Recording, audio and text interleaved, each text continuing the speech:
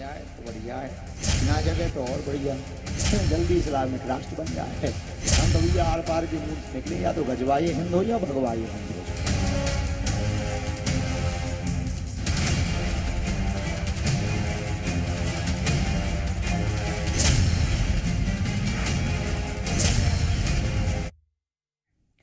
नमस्कार, बहुत स्वागत है आप सभी का। मैं हूं आपके साथ मनु तेवतिया और वक्त हो गया है दिन दहाड़े का।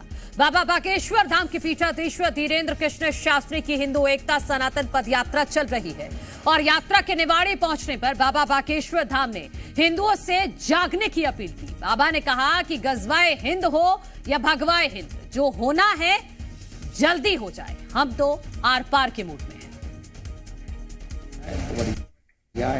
ना जगह तो और बढ़िया।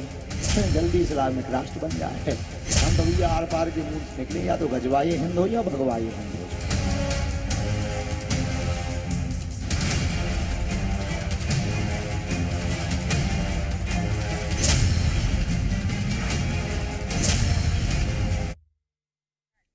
बाबा बागेश्वर धाम हिंदुओं को जगाने और कट्टर बनाने के लिए हिंदू सनातन एकता पद यात्रा निकाल रहे हैं। निवाड़ी में बाबा बागेश्वर ने कहा कि हिंदू जाग जाए तो बढ़िया है और नहीं जागे तो और बढ़िया है। जल्दी से इस्लामिक राष्ट्र बन जाए। हम तो आर पार के मूड में निकले हैं। कौन हिंदू मुसलमान करता रहे, जो जल्दी होना हो वो हो जाए। बाबा बागेश्वर की यात्रा के बीच इंदौर में भगवाए हिंद के समर्थन में पोस्टर लगाए गए। हिंदुवादी संगठन की तरफ से लगे पोस्टर में गजवाए हिंद नहीं, भगवाए हिंद चलेगा। बटेंगे तो कटेंगे, एक हैं तो सेफ हैं। हरी दीवार वालों से बचना है तो एक हो जाओ, ऐसे नारे लिखे गए हैं जो इस वक्त आप टीवी स्क्रीन पर भी देख रहे हैं। और इन सभी नारों के साथ बाबा बागेश्वर का फोटो भी लगाया गया है। तो निवाड़ी में जब बाबा बागेश्वर पहुंचे थे, उन्होंने ये नारा दिया था, उन्होंने ये कहा था कि या तो भगवाए हिंद हो जाए या गजवाए हिंद हो जाए। और उसका असर इंदौर में दिखा। इंदौर में पोस्टर्स लगाए गए जिन पर अलग अलग नारे लिखे थे, लेकिन मतलब सबका एक ही था कि हिंदू राष्ट्र बनाना है।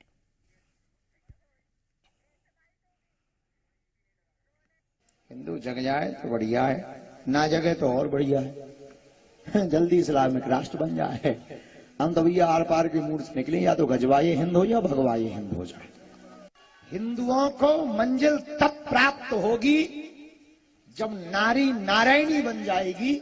हिंदुओं को मंजिल तब मिलेगी कि कहीं से भी बहन बेटी गुजर जाए तो धर्म विरोधी लव जिहाद वाले टेढ़ी निगाह से ना देखें।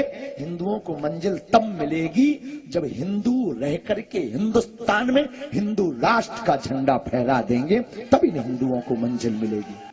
हिंदुओं को मंजिल तब प्राप्त होगी कि मंदिर में बनी हुई जितनी मस्जिदें हैं वहां फिर से मंदिर बन जाएंगे। हिंदुओं को मंजिल तब प्राप्त होगी जब गीता और रामायण की बातें हर वर्ग का, हर व्यक्ति, छोटे बच्चे से लेकर के वृद्ध बोलने लगेगा। हिंदुओं को मंजिल तब मिलेगी जब कोई राम पर उंगली उठाए और उसकी उंगली उसी के मुंह में वापस कर दी जाए।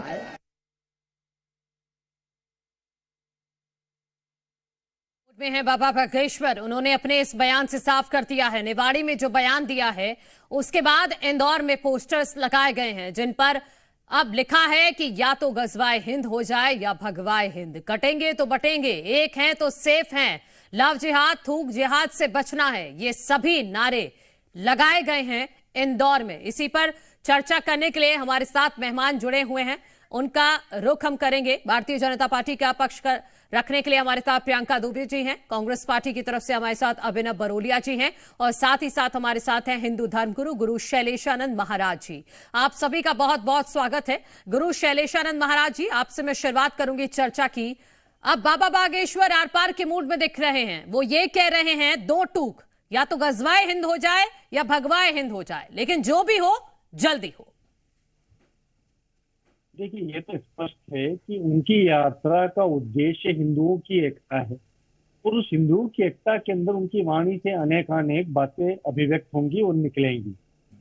हम इसको बहुत बेहद गंभीरता से ले, ऐतिहासिक परिप्रेक्ष्य में लें तो बात अलग है, यदि यहाँ पर कोई इतिहासकार बैठ करके बात कर रहे होते तो हम लोग चर्चा को उस मुहाने पे ले जाते कि कहाँ से सनातन धर्म का उद्भव है, इस राष्ट्र के अंदर सनातन हिंदू धर्म का क्या वैभव रहा है, किस कारणों से हमारे ऊपर आक्रांताओं ने राज किया, किस कारणों से हम भगवा गजवा इनकी बातें कर रहे हैं। यदि गजवा हिंद का प्रयास नहीं होता तो बहुत सारे मंदिरों के ऊपर मस्जिद नहीं होती। इस बात से मैं सहमत हूँ। मैं इस बात से भी सहमत हूँ कि देखिएगा, भगवा यदि हम बात कर रहे हैं तो उसके पीछे एक सिंबॉलिक जेस्चर है, एक सिंबॉलिक एक्सप्रेशन है। वो एक्सप्रेशन इसी बात का है कि हमें हमारे वैभव की पुनर्स्थापना करनी है। ये हिंदू पुनर्जागरण का समय चल रहा है। शैलेशानंद महाराज जी, आप इस बात से सहमत हैं जो बाबा बागेश्वर ने मांग की है, आप इससे सहमत हैं पूरी तरह से? देखिए, सहमति का उनका एक अंश है, जो व्यापक एक उद्देश्य है, उस उद्देश्य का एक हिस्सा बाबा बागेश्वर उसको फुलफिल कर रहे हैं, उसका परिपोषण कर रहे हैं, इसलिए सहमत हूं। ठीक है, अभिनव बरोलिया जी, कांग्रेस पार्टी का इस पर क्या कहना है? जो बाबा बागेश्वर पदयात्रा निकाल रहे हैं, उन्होंने एक बयान दिया निवाड़ी में, उसके बाद इंदौर में हम देख रहे हैं कि अलग अलग तरह के पोस्टर लगाए गए हैं जिनमें लिखा है एक है तो सेफ है, और कौन हिंदू मुसलमान करे, जो भी हो जल्दी हो। देखिए, बाबा बागेश्वर की पदयात्रा तो हमें उससे कोई आपत्ति नहीं है, लेकिन जो पोस्टर वगैरह लगा रहे हैं, जो लगातार हम देखते हैं, बस मेरा एक निवेदन है वो पोस्टर लगाने वालों से, जिसके कहने पर भी वो कर रहे हैं या पोस्टर लगा रहे हैं, वो कम से कम एक बार, पूरी बात होने दीजिएगा मनु तेवतिया जी, एक बार बस वो ये करें कि किसानों के लिए जो वो लाठी डंडे खा रहे हैं, खाद के लिए, डीएपी के लिए लाइन में लगे लोग हैं, परेशान है किसान मध्य प्रदेश का, एमएसपी के लिए भी परेशान है, उन मुद्दों को लेकर एक बार पोस्टर लगाएं, एक बार पोस्टर लगाएं। उसके बाद मैं कहना चाहूंगा कि लगातार जो प्रदेश में युवा बेरोजगारी से आत्महत्या कर रहे हैं, नौकरियां नहीं है मध्य प्रदेश में, उसके लिए पोस्टर लगाएं। युवा भी परेशान है, किसान भी परेशान है, महिलाओं के साथ रोज रेप हो रहे हैं, कैसी कैसी घटनाएं घट रही हैं, महिलाएं लगातार, उसके लिए खड़े होकर पोस्टर लगाएं कि किसानों को बचाएं, युवाओं को बचाएं, महिलाओं को बचाएं। लगातार प्रदेश की स्थिति बद से बदतर होती जा रही, कर्जे पे कर्जा लेते जा रहे हैं, डूबते जा रहे हैं हम कर्जे में, लेकिन सड़कें नहीं बन रही हैं, बिल्कुल भी कोई सड़क, भोपाल राजधानी में वल्लभ भवन को छोड़ दें, उसके आसपास का एरिया छोड़ दें, इसके अलावा कोई वहां पर डेवलपमेंट नहीं है, कोई इंफ्रास्ट्रक्चर नहीं बन रहा है, कोई डेवलपमेंट नहीं है, सब पैसा आता जा रहा है, कर्जे में डूबते जा रहे हैं। सिर्फ इसके पोस्टर लेकर खड़े हो जाएं जो भी संगठन ये कर रहे हैं। अभिनव जी, मतलब आपकी विपक्ष जो भी ये कर रहे हैं, बाकी इससे ज्यादा मैं इस मुद्दे पर और कुछ भी नहीं कहना चाहता। मैं आपसे, कांग्रेस पार्टी कहां पर उतरी है धान के मुद्दे को लेकर? नहीं, हम लगातार सड़कों पर लड़ रहे हैं, कांग्रेस पार्टी मुद्दे उठा रही है, कांग्रेस पार्टी लगातार कांग्रेस पार्टी मुद्दे उठा रही है, युवाओं के, किसानों के, लगातार। शैलेशानंद गिरी जी भी आवाज उठाएं किसानों की, मैं चाहता हूं आप लोग उस पर भी, किसानों की डीएपी के लिए मुद्दे बनाएं, उठाएं उनको, ये सब बातें बहुत जायज है। अभी ये जो पोस्टर को लेकर आप बात कर रहे हैं, इससे किसी को फायदा नहीं होने वाला है। ये किसान परेशान है, युवा परेशान है, समझिए मनु तेवतिया जी। बिल्कुल, मैं ये जिस तरीके से आप जिस दिशा में राजनीति को ले जा रहे हैं। सुनिए ना अभिनव जी, मेरी बात सुनिए, ये विपक्ष का काम है, आप उससे कर रहे हैं, हमारा काम है दिखाना, हम बखूबी दिखा रहे हैं। अगर आप जहां जहां पर मुद्दे उठा रहे हैं, वो सारी बातें जी मध्य प्रदेश छत्तीसगढ़ दिखा रहा है, क्योंकि आपने कहा कि हिंदू संगठन ये भी करे, तो इसलिए मैंने काउंटर किया कि वो विपक्ष का काम है। मुझे लगता है वो मैंने संगठन, हिंदू संगठन नहीं बोला है, मैंने ये नहीं बोला है, मैंने पोस्टर लगाने वालों को बोला है, 15 लोग जो खड़े होके पोस्टर, सुनिए ना, जो भी करवा रहा है मनु तेवतिया जी, जो भी 15 लोगों को खड़ा कर बता रहे हैं कि ये संगठन है और ये आवाज उठा रहे हैं, उनके लिए कहा है मैंने ये कहा है कि ये करें, किसानों के लिए करें, युवाओं के लिए करें। ये परेशान है महिलाएं, आज दर दर की ठोकरें खा रहा है युवा, भविष्य बर्बाद हो रहा है। एक पीढ़ी 20 साल में बर्बाद कर दी, 20 साल में भारतीय जनता पार्टी की सरकार ने मध्य प्रदेश में। ये स्टेट पूरे तरीके से निष्क्रिय हो चुका है, कोई चिंता नहीं है मध्य प्रदेश की भविष्य की, एक पीढ़ी को और बर्बाद करने की तैयारी कर रहे हैं। प्रियंका दुबे जी, ये बड़ा आरोप, उसके बारे में कोई बात नहीं कर रहा है। लगा रहे हैं कि जो लोग इस तरह के पोस्टर लेकर खड़े हो जाते हैं, वो लोग किसानों के लिए, जब किसान परेशान होते हैं तब बाहर क्यों नहीं आते हैं? वो लोग तब बाहर क्यों नहीं आते हैं जब युवा नौकरी के लिए दर दर भटक रहा होता है? जी नमस्कार। नमस्कार। सर्वप्रथम हमारे बीच में उपस्थित धर्मगुरु जी को मेरा प्रणाम। उसके बाद जो बात हमारे भाई ने रखी, बिल्कुल चिंता करनी चाहिए। प्रतिपक्ष के नाते उनका विषय रखना उनका भी कर्तव्य बनता है, उन्हें विषय रखना चाहिए। परंतु जब विषय रखा जाता है तो तथ्यों को परखने के बाद, तर्कों को परखने के बाद अगर रखा जाए तो वो युक्तियुक्त माना जाता है, वरना उसे कुतर्क की श्रेणी में रखा जाता है। इनकी जानकारी के लिए मैं इनको दुरुस्त कर दूं, जितना गला फाड़ फाड़ करके ये चिल्ला रहे हैं, मैं बिल्कुल निष्पक्षता से ये बात कहूंगी। नेता प्रतिपक्ष के नाम से जब ये उमंग सिंघार जी को खड़ा करते हैं तो जरा उनका भी आकलन और विश्लेषण इनको कर लेना चाहिए था। जब महिलाओं की चर्चा आएगी तो क्या मेरी जैसी या मनु बहन, आपके जैसी बहन उमंग सिंघार जी जैसे के चरित्र के ऊपर विश्वास कर पाएगी या उनकी बातों के ऊपर विश्वास कर पाएगी?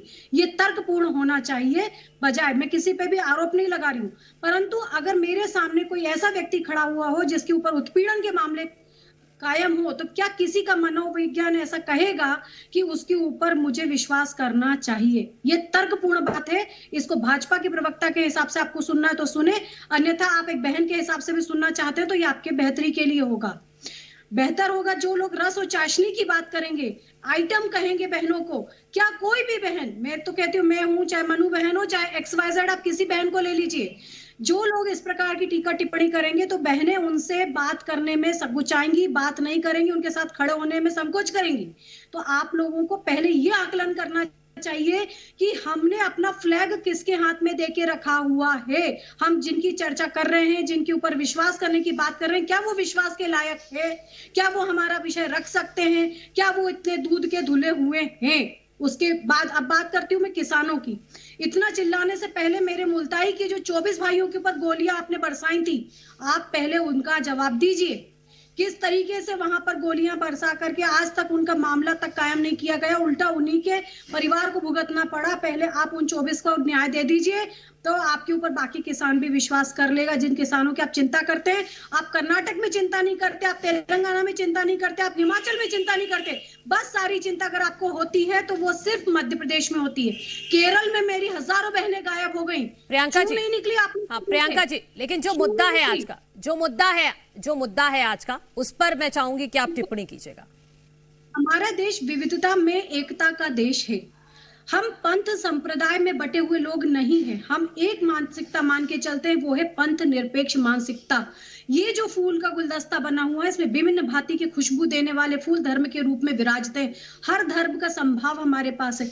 जिस हिंदू धर्म, जिस सनातन धर्म की हम बात करते हैं, वो हमेशा कहता है सर्वे भवन्तु सुखिनः, विश्व का कल्याण हो, देश का, हमेशा राष्ट्र की जय हो, भारत माता की जय हो बोलने वाला हमारा धर्म हमें एकता देता है। यहाँ जो भी निवास करता है वो कोई आयातित नहीं है। यहाँ पर जो भी आया वो बसा, और हमारे ही भाई बहन जो है वो कन्वर्टेड होकर के तो हिंदू समाज में चले गए, या तो मुस्लिम में चले गए, या सिख धर्म में परिवर्तित हो गए, या मुस्लिम में परिवर्तित हो गए।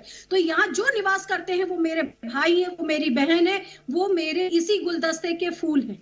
जो भी है वो हर एक ने अपनी अपनी अस्मिता, अपनी जो भी है देश की आजादी के लिए बलिदान दिया है। तो सभी का संभाव है और सभी के धर्म को लेकर हम समावेश करते हुए चलेंगे। परंतु जिस चीज की अगर हम बात करते हैं कि बटेंगे तो कटेंगे, निश्चित है। आप बांग्लादेश की स्थिति देखिए, दो देश को, उनको दो धर्मों में लड़ा दिया गया, और आज बांग्लादेश की स्थिति क्या बनी आप देखते हैं। जातिवाद में लड़ने के कारण आप श्रीलंका की स्थिति को देख सकते हैं कि क्या स्थिति बन गई है। ठीक है प्रियंका जी, मैं लौट रही हूँ आपके पास। हमारे साथ शेख मुजीब जी भी जुड़ गए हैं, मुस्लिम धर्मगुरु है। शेख जी, बहुत स्वागत है आपका भी, और हमारे सहयोगी इंदौर से शिवमोहन भी जुड़ गए हैं। शिवमोहन, मैं आपका रुख करूंगी, लेकिन एक कमेंट में शेख मुजीब जी आपसे लेना चाहती हूँ। बाबा बागेश्वर पूरी तरह से आर पार के मूड में है। वो ये कह रहे हैं कि एक साइड होनी चाहिए, अब या तो गजवाए हिंद हो जाए या भगवाए हिंद हो जाए। उसका असर इंदौर में हमने देखा है, ग्राउंड जीरो पर पोस्टर्स लगे हैं, वहां भी मैं ले चलूंगी, लेकिन उससे पहले आपकी टिप्पणी। मेरा अनुरोध ये है इस बारे में कि पूरी दुनिया में जितने भी सब लोग हैं, वो जितनी मखलूकात हैं, वो सब अल्लाह का अयाल है। और आप हजरत मोहम्मद सल्लल्लाहु अलैहि वसल्लम फरमाते हैं कि मुझे अखलाक को मुकम्मल करने के लिए दुनिया में भेजा गया। और ये भी तालीम अल्लाह के नबी सल्लल्लाहु अलैहि वसल्लम देते हैं कि बुराई का बदला भलाई से दो। तो ये हमारी शिक्षा है, अब उसको हम अपने जीवन में आत्मसात करें। मैं सभी मुस्लिम धर्मावलंबियों से निवेदन करता हूँ कि वो आप हजरत मोहम्मद सल्लल्लाहु अलैहि वसल्लम की सुन्नतों पे अमल करें, अपनी जिंदगी में उसको दाखिल करें, और आमाल से पूरी दुनिया को दावत दें कि असल इस्लाम क्या है, असल मुसलमान, असल मोमिन कैसा होना चाहिए।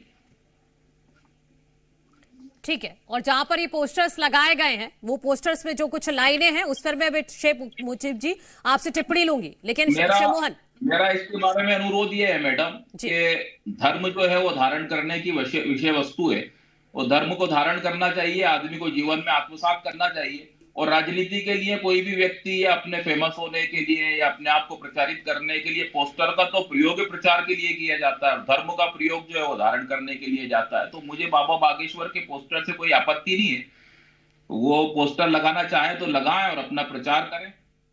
ठीक है, हमारे सहयोगी शिव मोहन ग्राउंड जीरो पर मौजूद हैं। शिव मोहन को दिखाइएगा। शिव मोहन, आप वो दिखाइए, वो पोस्टर्स में दिखाइए, उन पर क्या क्या लिखा है, किसकी तरफ से ये लगाए गए हैं, क्या ये सिर्फ और सिर्फ चर्चा में आने के लिए किया गया है?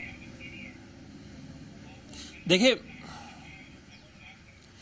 जी हाँ मनु, मैं बताना चाहूंगा कि इस वक्त मैं ग्राउंड पर मौजूद हूं। यहाँ पर ये पोस्टर लगाए गए हैं, एक और मेरे आप पोस्टर देख सकते हैं, बटेंगे तो कटेंगे, एक है तो सेफ है। इसके साथ ही दूसरी ओर हर घर के बाहर धीरेन के शास्त्री जी के भी पोस्टर लगाए गए हैं। यानी सीधा सीधा जो संदेश है कि धीरेन के शास्त्री जी की जो यात्रा है, उस यात्रा को पुरजोर समर्थन लोगों के द्वारा दिया जा रहा है। ना सिर्फ ये पोस्टर, इसके अलावा जो गजवाए हिंद नहीं, अब चलेगा भगवाए हिंद, इस तरह के तमाम जो पोस्टर है वो इंदौर की ये वो पॉश कॉलोनी है। यहाँ पर दूर दूर से बच्चे पढ़ने आते हैं और यहाँ रहते हैं। इंद्रपुरी कॉलोनी इसको कहा जाता है।